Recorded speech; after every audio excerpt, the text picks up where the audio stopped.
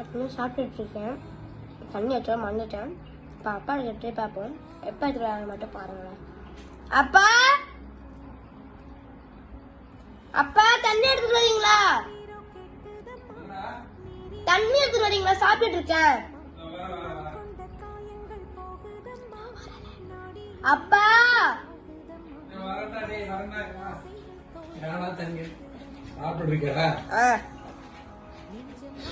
சாப்பிடும்போது தண்ணி எடுத்து வச்சு சாப்பிடுண்டா குட்டி. எப்படி எதுக்கு போன் பார்த்துட்டு இருக்க? போன் பார்க்காம சாப்பிடு. இப்ப அம்மாட தண்ணி கேட்கிறேன் பாருங்க. அம்மா தண்ணி எடுத்துட்டு வாங்க.